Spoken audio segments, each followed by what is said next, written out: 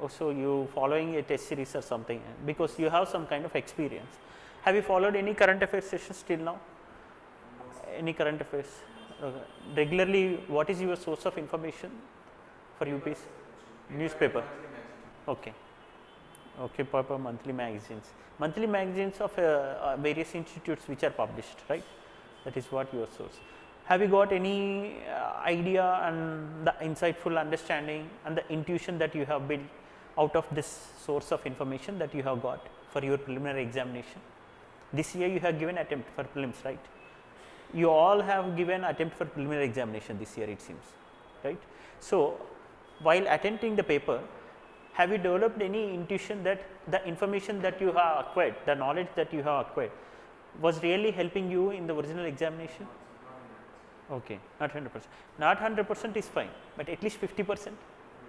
At least 50%. Can you say confidently that 50% of the questions are known to me?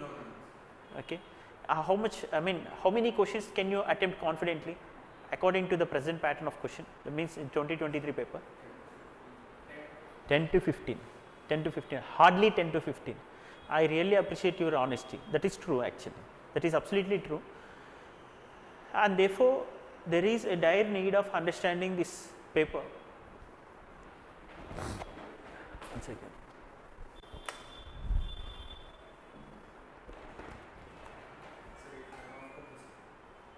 Yes, one.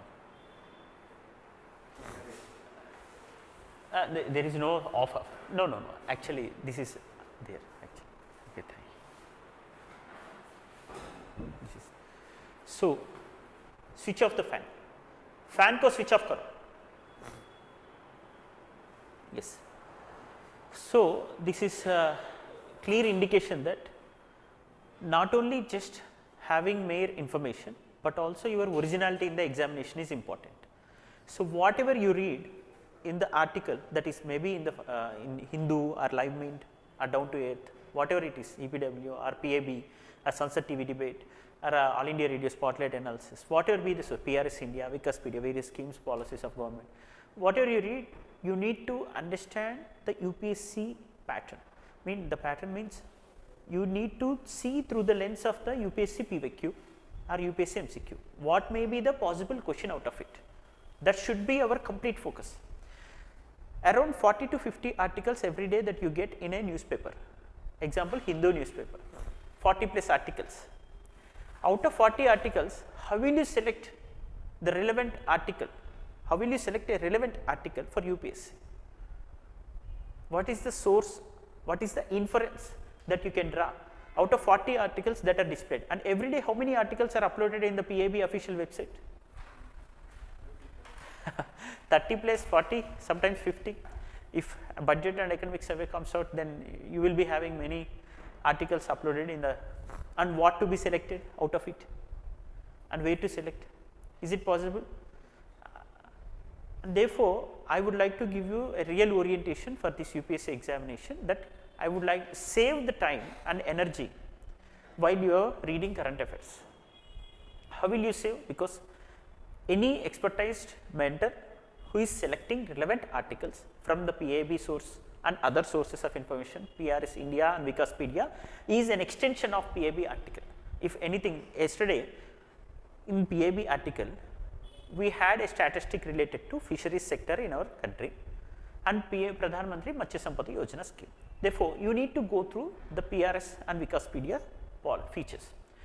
And coming to this Digital Personal Data Protection Act, if something comes into picture here, there is a critical analysis happening in the Hindu editorial, it seems, but you have to see through the lens of the UPSC. How will you see? Here, immediately you have to go to the original draft, which is converted into an act, and the original draft and critical feature and analysis which is uploaded in the PRS India actually. Therefore, we have taken that information and given you in the form of mains question and chart, related chart mains one. And coming to this long term retaining capacity, this is also very important. This is how you can save your time in terms of selection of the content for UPSC. This is first point, that you can save lot of time and energy, because you no need to select out of the given hundreds of articles every day. There are expertise mentors available for you, like us who are uploading daily articles. Okay. We list out the number of articles in our Telegram channel initially in the first day. So, out of these articles also the second stage is only relevant component from the given article is important. Okay. Entire article is not important, only the major component that is given in the article is important. What is major component that is given in the article here? Here example I will be showing each of this article.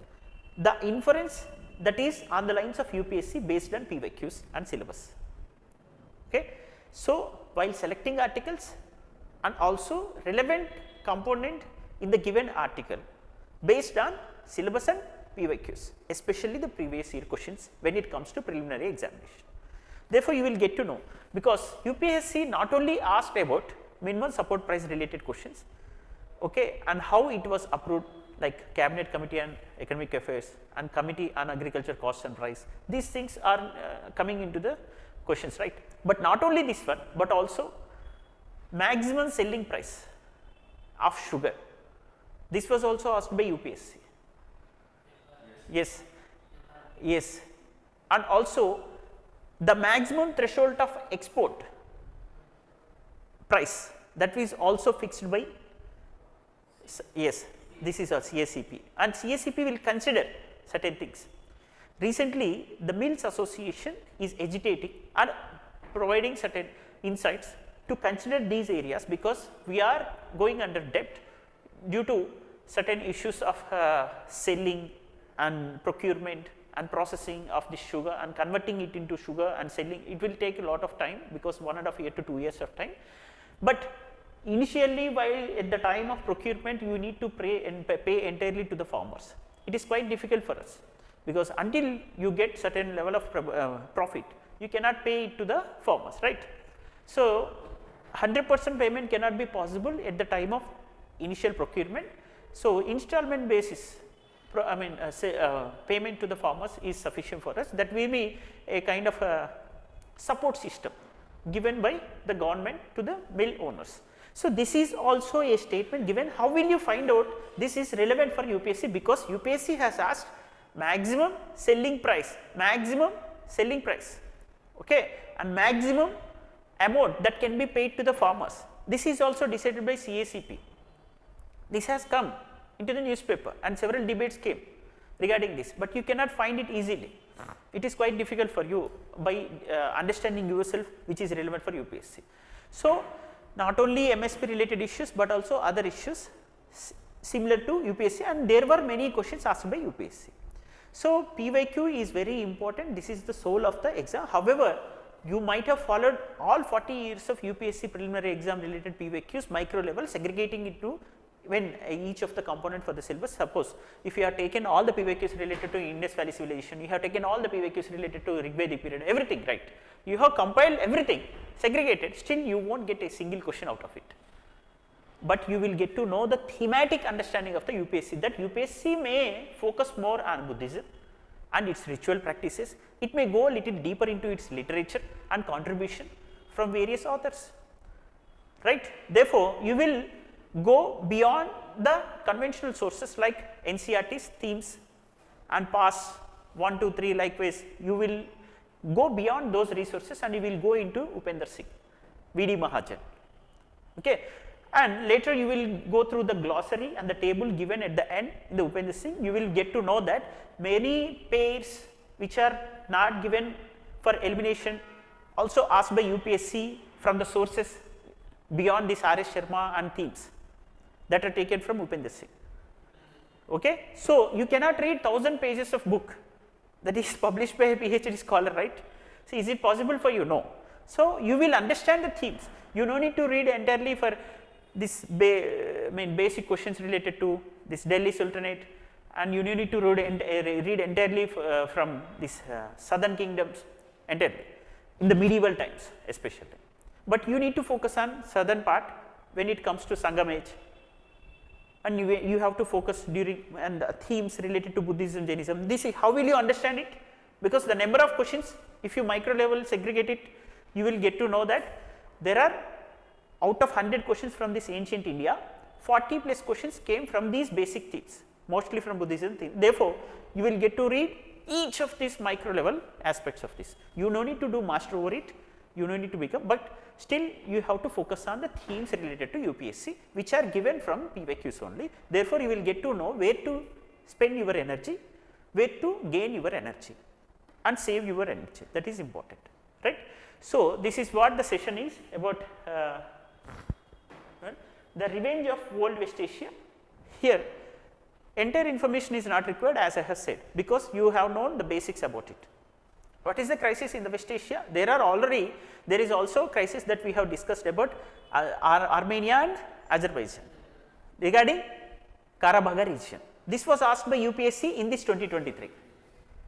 So, this is a testimony that you need to understand. Therefore, and Gaza Strip, Black Sea, right, and the West Bank and the border states of Mediterranean Sea, borders of Black Sea, and which of the following countries given below are open out to Mediterranean Sea. Jordan was not open out to Mediterranean Sea, asked in 2015, like this, right, the questions. So, you need to have a map oriented understanding of these conflict zones and the ethnic tribes involved in it, okay, and match the following related questions were asked by UPSC. So, maps, locations, ethnic tribes which are in conflict zones, especially in the West Asian part. Now, Gaza Strip, which is open out to Mediterranean Sea and in which Palestinians are living, and West Bank is also one such place where Palestinians are accommodated, but it is not open out to Mediterranean Sea, but it is border state of very good.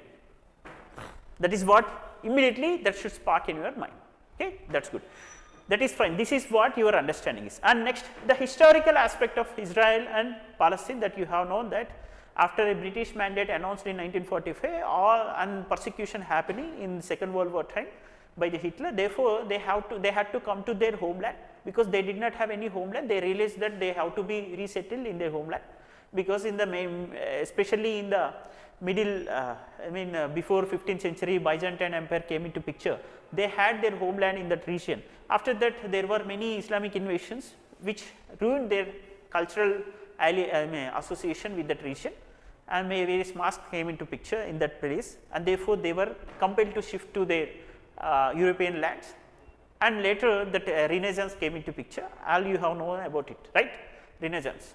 After that, Industrial Revolution, and finally, this World War I and II. After World War II, they were compelled to again come to this homeland, and this was a realization not only from the Jewish part, but also the Western countries, especially this was backed by USA and British, and mandate was announced, and they were settled in their homelands, but it was opposed by Palestinians who were already occupied in that region and became inhabitants of that region. Therefore, the conflict arisen, and Israelis who were being persecuted across the country, who were seeking for asylum in various parts of the world, and they were coming to Iran and various parts. Therefore, they did not get any asylum, because there was lot of intolerance in which they have faced with respect to that religious conflicts. Therefore, after the realization of these Israelis and the local tribes and communities, they had to settle in their region, and the conflict arisen after this 1945 time. And again, this 1967 Oslo Accords came into picture, Oslo Accord 1, Oslo Accord 2. Okay? This was entire history, but this history is not relevant for UPSC mains and not relevant for your preliminary examination entirely, but it is important with respect to the zones, conflict zones, Gaza and its boundaries, and West Bank and its boundary and location, and the conflict, Hamas, Hezbollah, which are militant organizations located in Gaza and Lebanon respectively. Okay. And these areas are important, because Somalia, which has been facing such civil strife and humanitarian crisis recently, the Somalia was asked by UPSC 2023 this year, Somalia. Okay? Yes, there was a long statement given by UPSC on which of the below countries are facing such a crisis, civil strife and long standing civil strife. Okay. So, this question related to it was discussed by me with respect to West Bank and East Jerusalem from Jordan and Gaza Strip. Sinai Peninsula from Egypt, it was previously occupied by Israel and later given to the Egypt. Okay. Sinai Peninsula and the Golan Heights. Golan Heights was also asked by UPSC. Okay. It is located in Syria. Kindly go through those conflict zones. At least you will get one single mark. Okay, one question. It is very, very important that 0.33 is enough for you to ruin your life. Please put your energy where you gain more marks. Okay, channelize your energies. So here the channelization of energy with respect to Oslo Accords that have been recently seen in the news are related to Middle East peace negotiations and the Israeli-Palestine conflict. Okay, yes, nice. That's more than enough. You need to channelize your energy where it is required for UPSC. That's more than enough, because UPSC has asked too little cash, too much leave. UNESCO fighting for life. Discuss the statement in the light of US withdrawal and its accusation of the cultural body as being anti-Israel bias. This was a question in 2019. And we haven't taken questions not only from civil service examination but also from various exams conducted by UPSC, NDA, CDS and also CAPF, because in NDA when there was a question related to polyethylene terephthalate, it seems, and later it was transformed to polyethylene. There was a question related to one polycarbonate plastic one in 2016, later it came in 2019 and again it was coming in 2022 UPSC. Okay. So next point. So Oslo Accords, also known as Oslo I Accord and the Oslo II Accord. In combination, this is called as Oslo Accords, are a series of agreements signed between the government of Israel and the Palestine Liberation Organization (PLO) in the early 1990s. These agreements were brokered with the assistance of the United States and other international parties. This assistance recently in 2023, Israel had assertion and reasoning method of question was asked by UPSC in 2023. What was that? Israel had established its relationship with various West Asian countries, okay, and it was mediated by Saudi Arabia was the statement 2, statement 1 and statement 2. It is a kind of assertion and reasoning oriented question in 2023. Have you remembered? Please go through these questions again and again, because it is not just 10 questions that I am going to discuss. I am going to discuss at least 100 questions out of these 10 questions. Each option consists of at least 4 to 5 questions from UPSC only. So next, so this is Palestine Liberation Organization, Liberation Organization and Israel, not between the countries. Please note down the point, because government of Israel, not government of Palestine. This is Palestine Liberation Organization in the 90s, and these agreements were brokered with the assistance of United States and other international parties. The Oslo Accords aimed at addressing the Israeli-Palestine conflict by outlining a framework for a peaceful resolution and establishing a process for Palestine self-governance in parts of the West Bank and Gaza Strip. Next, biosphere reserves are evolving as pockets of hope, because this is establishment of consonance with the development and the environment, sustainability. This is biosphere reserve simply. You can define however you want. Simply, no anthropogenic activity having negative cascading effect on the environment while availing their livelihood in those biodiversity rich regions. So, to sustain and to implement such concept, that UNESCO Biosphere Network came into picture, right, 1971 time. Okay, Man and Biosphere program. Why do they call Man and Biosphere? Because of their consonance with the environment. They have to maintain such sustainability while addressing the developmental needs. That is why they call it as Man and Biosphere. Man and Biosphere. Okay, fine. This is biosphere reserve. So, when you understand the core concept, major core concept, what is the major relevant of this biosphere reserve, you will be able to answer these questions. And the location of areas, UNESCO biosphere reserves of our country and other biosphere reserves which are not recognized by UNESCO. Okay? Please list out them, and you need to mug up them and just attach them on the wall. Try to do that. And coming to our PYQ, which is relevant for this one, because here No Creek, Panchmari, Panna, Shimlipan, please. Which of the above matches are correctly? Yes. Very nice. That's more than enough. That's good. So why have we chosen such a question? Because not only one 2021 question, there are hundreds of questions every year. You will get at least one question related to these national parks and major biosphere reserves of our country. So therefore, it can save your time and energy. Article is displayed there. You don't need to read entire article. Directly come to the MCQ and go to those MCQ statements and options. That MCQ statement and each of the statement, if you analyze it in 360 degrees, that is more than enough. Instead of reading entire newspaper and collecting which are relevant articles and spending 1 hour time and not remembering anything and not making any notes out of it and wasting your valuable time and energy is not required. Just after seeing the article, just infer the relevant information for the UPSC in the form of MCQ and PYQ. Already it is displayed there. That PYQ and each statement, understanding of each of the statement in 360 degrees is more than enough. It is very productive, constructive, right. So this is enough for you. So after making these PYQs as one book or simple notes, this is more than sufficient for you. It will take not more than 45 minutes. Okay. Next, most young people have seen ads for e-cigarettes. Therefore, you need to understand the component of these e-cigarettes, why it is dangerous and why there is a ban of such a promotion on digital platforms by Government of India, not only Government of India, across various platforms. Is e-cigarette be allowed as part of an on par with this traditional tobacco? Okay. These are the fundamental questions that you need to understand. Therefore, you need to understand its chemical composition of the e-cigarette. You will understand its associated threats, vulnerabilities. Next, despite advertising restrictions, 85% of young people surveyed across 4 countries reported that they are exposed to this e-cigarette advertising from at least one type of media.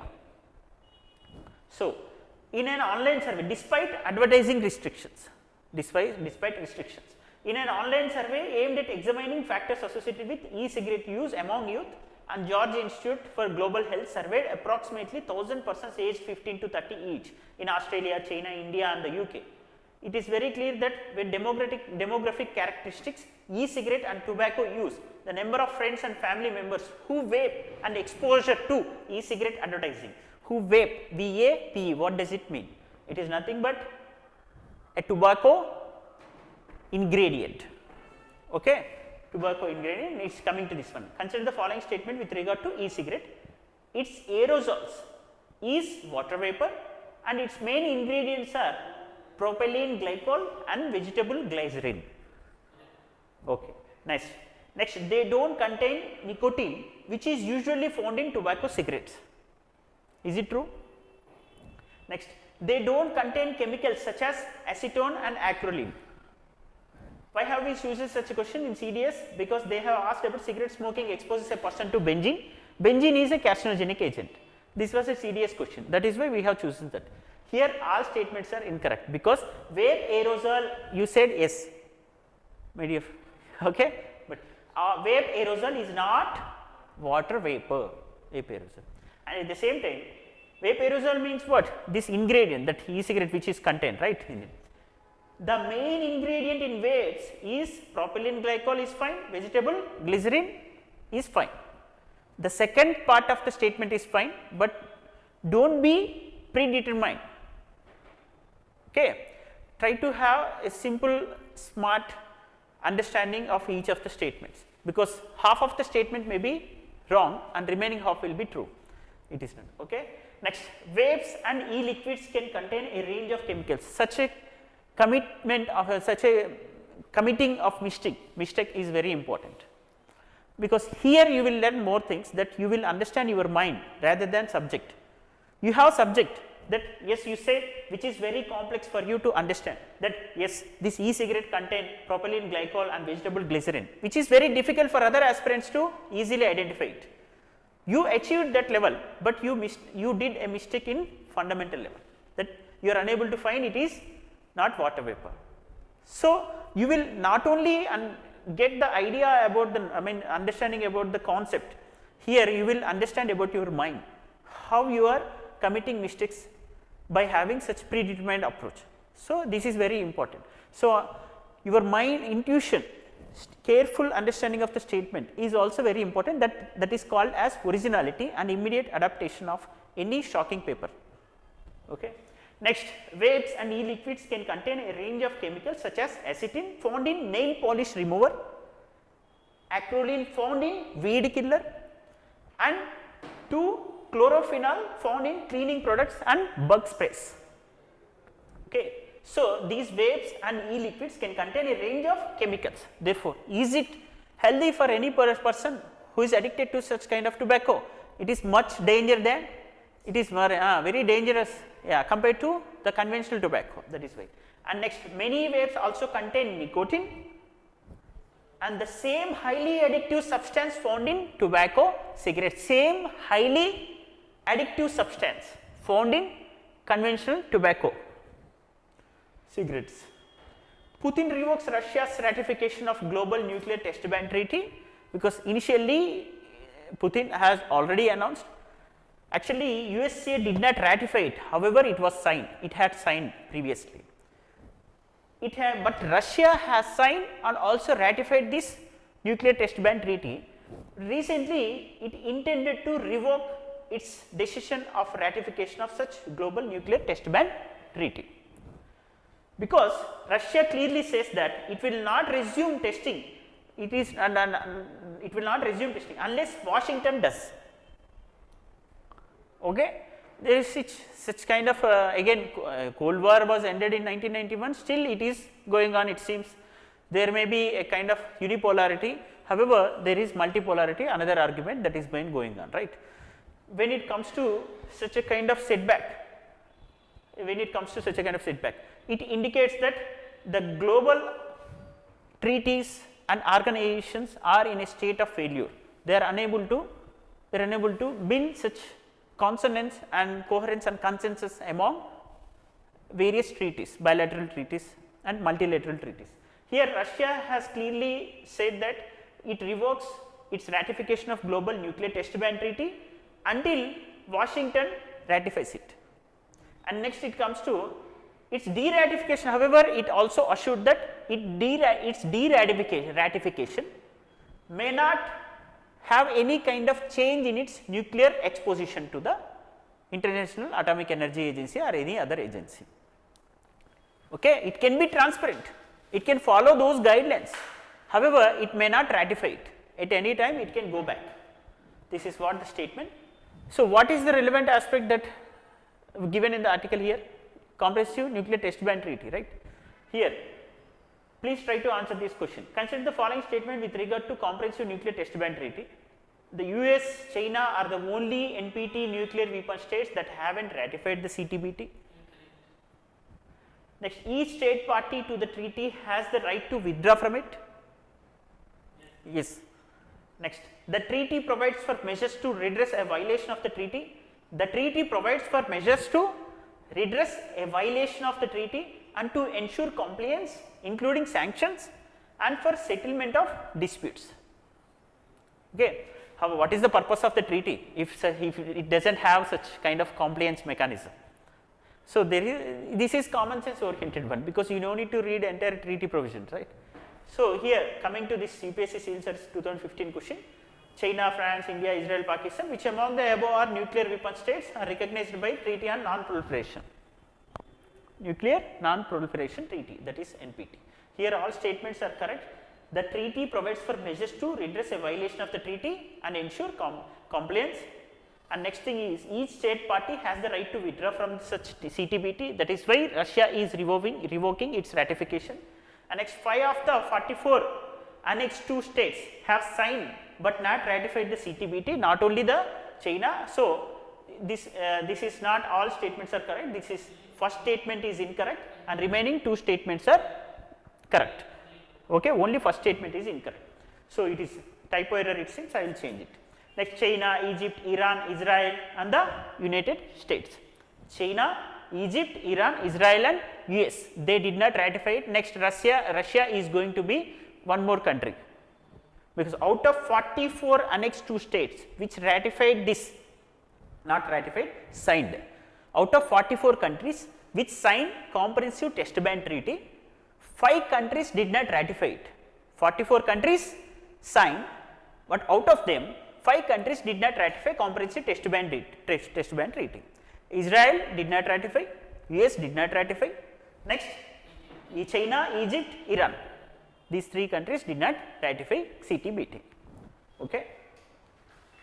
Next, International Labour Organization does not clock into NRN's 70 hours work week model. It has put certain threshold for weeks work and days work. Okay. This is based on certain scientific parameters derived according to its own understanding, that is working excessively long hours on a regular basis has been shown to reduce hourly productivity. So, scientific basis means the number of hours that you work every day, it will reduce the productivity of work. Simply, if you can read continuously for 12 hours, the first hour is the productivity of first hour is higher than that of the 12th hour. That is a simple scientific assessment that it had made. This is a fundamental understanding of ILO's guidelines. However, that Infosys chairperson, right, the founder, Infosys founder, he said 70 hours of work in a week is must and should for an youngster. Therefore, it can definitely help him to develop his skills. That was his intention expressed. Therefore, various arguments came into picture, and that was also mentioned in this article here. Infosys, N.R. Narayan Murthy's comment. He said this comes amid a raging debate on work hours triggered by Infosys co-founder N.R. Narayan Murthy's comment that youth in India should work 70 hours a week. Okay. This is what the statement.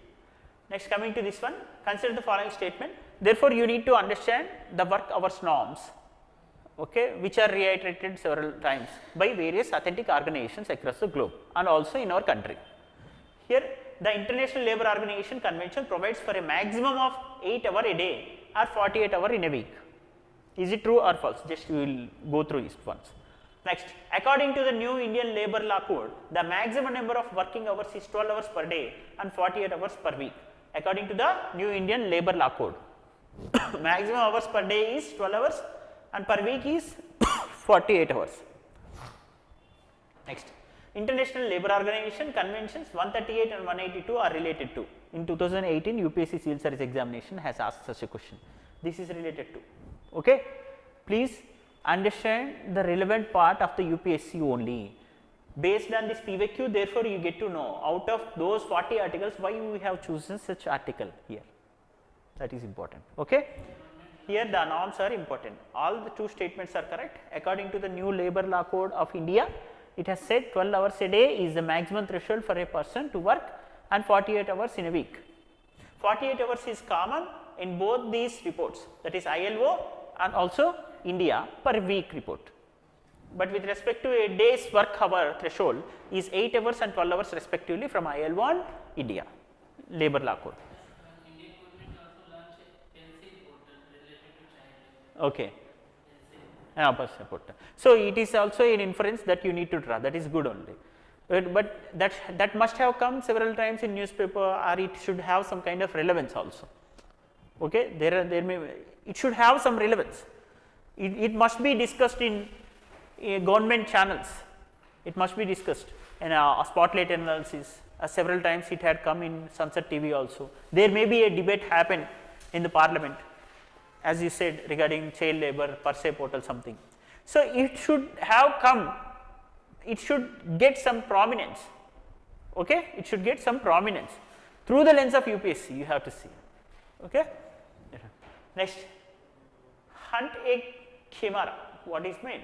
See, I will tell you one thing. Here, only the concepts which are given in this article is important. Here, the concept is related to special rupee vostro accounts. Special rupee vostro accounts, SRVA. SRVA. What does it mean? It is a bank account held by an Indian bank for a foreign entity denominated in Indian rupees. Do you know about it? Several times UPSC has asked related to masala bonds. Okay, this is important, right? These are types of questions. Okay, next, balances in special rupee vostro account be used for foreign direct investment and external commercial borrowings. This is second stage. Next, balance of that special rupee vostro account can be transferred to SRVA of different countries is permitted. So, first of all, we need to understand this special rupee vostro account. The first statement itself is giving you such conceptual clarity. This special rupee vostro account is bank account which is held by Indian bank for a foreign entity, a foreign company which is opening such an account in Indian bank, okay, foreign entity, that is denominated in Indian rupees because it wants to purchase various goods in Indian market in the form of Indian rupees. Therefore, they have to open an account to withdraw the cash in the form of Indian rupees. This is easy for them to have such a transaction. That is why it is named as a foreign entity's account in Indian banks in Indian rupees. This is vostro account, special rupee vostro account. Therefore, it is easy. It is FDI itself, but in the form of Indian rupees instead of dollars. And it can also help a bank to get external commercial borrowing. They may also they may also ascribe to any fixed deposit policy, something if they may give short term loans out of the money that they have having in their accounts. Okay, this is a foreign entity's account in Indian bank in Indian rupees to have smooth transaction in local market of our country without having any kind of trouble to convert them to dollar to something rupee or vice versa. Okay, this is so the two statements are correct. But can I purchase goods of Pakistan? Simple. The third statement is telling that. So, such application will give you immense clarity. Therefore, balance of one special rupee vostro account can be transferred to SRVAs of same country is permitted, not different country. Are you getting now? It is very easy, right?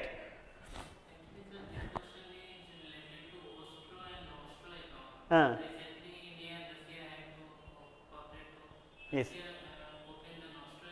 Yes. Yes. So, such correlation is very important for you too at the same time that it's good that I appreciate your correlation. So, there are escrow based payment mechanism that was also asked, masala bonds was asked, okay, rupee denominated bonds, likewise various questions came into picture, right, in previous times.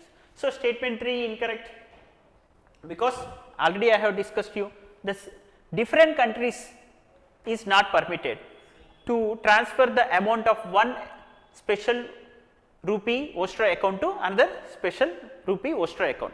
Same country is allowed, okay, different country. So, such a transaction should be allowed within the country from one SRVA to another SRVA, not two different countries, because it is provided as a special feature to have smooth transaction in purchasing mechanism of a foreign entity in this local domestic market.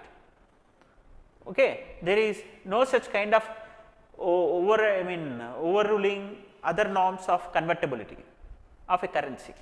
Currency convertibility should have certain regulations. It should not permit for that overriding option.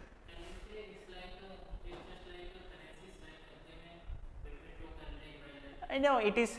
It may be it happens between two countries officially, but it is not required, right?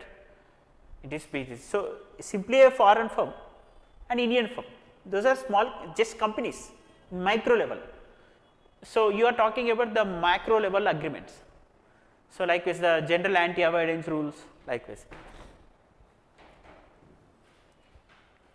Consider the following statement with regard to oil palm, because one person when he from Andhra Pradesh, he is named as M.V. Ramaji Rao. He cultivated oil palm instead of rice. Therefore, he got many profit, lot of profit he got out of it.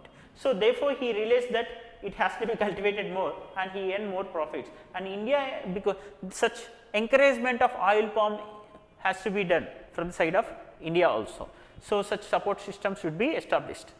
because India is importing around 65% of its cooking oil needs.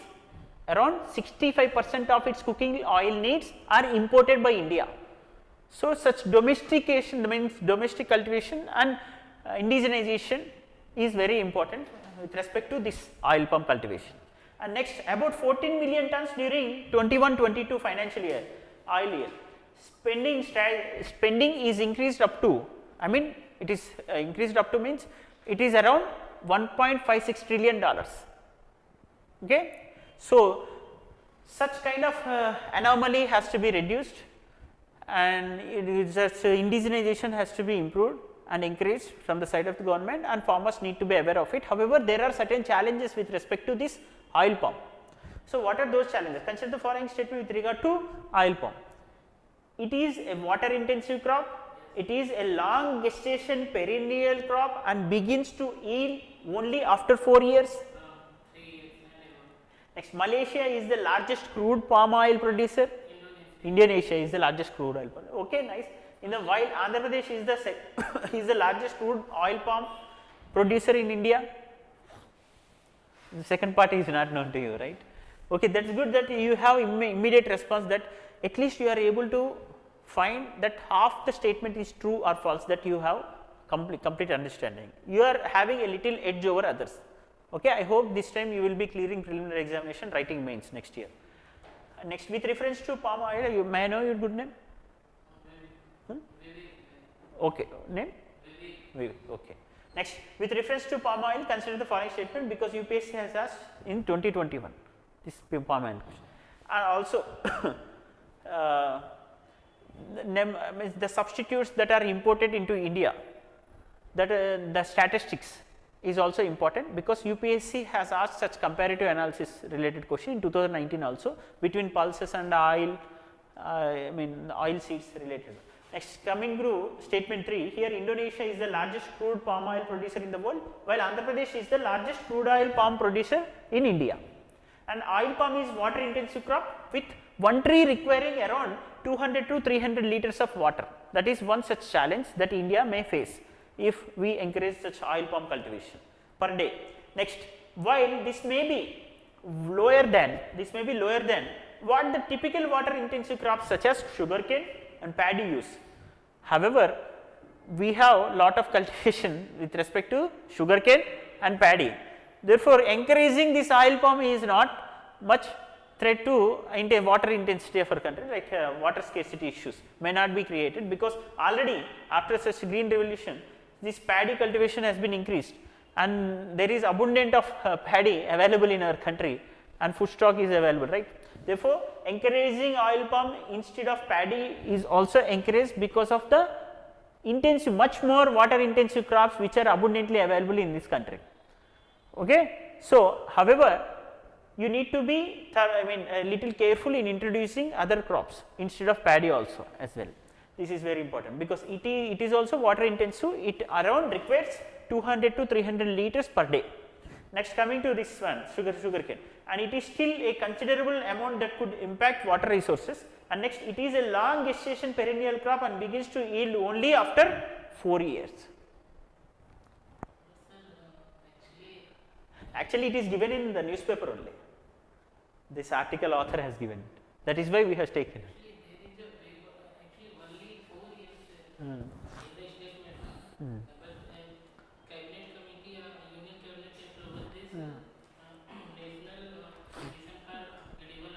Maybe 3 to 4 years it seems, ranging.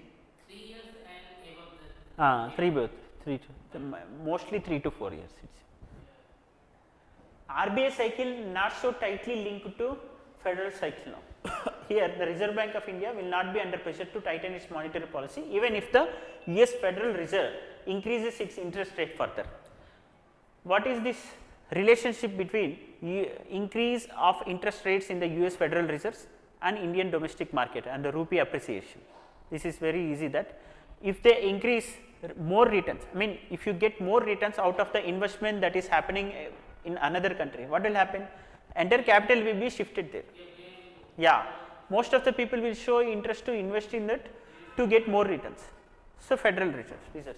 So, here which of the following is are likely to have such an impact if Federal Reserve interest rate hike on India's economy? Here decreased foreign direct investment because there are more returns in other countries, therefore, FDI may be decreased. They are not encouraged to invest here more. Next, appreciation of the Indian rupees, that may also take place, already we have discussed. Next, an increase in India's exports, no, that may not be having such an, okay. Here import may become little cheaper, and export, it will have a negative effect on export because there is an appreciation of rupee. Okay, which among the following steps is most likely to be taken at the time of an economic recession? This is a question in 2021 UPSC Century examination, right. So, this is what the question related one. This is entirely UPSC orientation. I think you might have got sufficient understanding about it, right. So, we have also given you mains related questions here. Yes, okay. One more question is there, that is easy question. Who is having more debt to GDP ratio out of BRICS countries? Brazil. Okay. What is maximum threshold that a country can retain its debt to GDP ratio? That is 60%. Its debt to GDP ratio. If it is exceeding 60% debt to GDP ratio, it will be under debt ridden situation. Okay. So, this is what the statement is talking about that. Okay. Coming to this mains related questions, how to understand this? This Verra and gold standard often seen in news recently are related to what? Environmental standards and carbon credits. Okay. Okay. Because there were many questions related to such kind of question. West Texas intermediate. So, this is mains related question. It is keyword oriented approach. While seeing this one, because assess the effectiveness of United Nations international relation, evaluate whether toothless tiger characterizes holds true. Okay. When it comes to United Nations, its challenges and way forward. If you have these two components in your mind, you should have at least 5 to 6 keywords in your brain and immediately dump it in the examination hall. If I ask you immediately that one nation, one election, suppose one nation, one election, immediately you should have pros of 10 points and cons of 10 points. That is enough for you by using this. 10 points means you no need to elaborate entirely here. Immediately you should have 10 keywords that should come into your mind. If I ask you about the challenges associated with public interest litigation, PIL, what will you do? Immediately you should have 6 to 7 points pros and 6 to 7 points cons.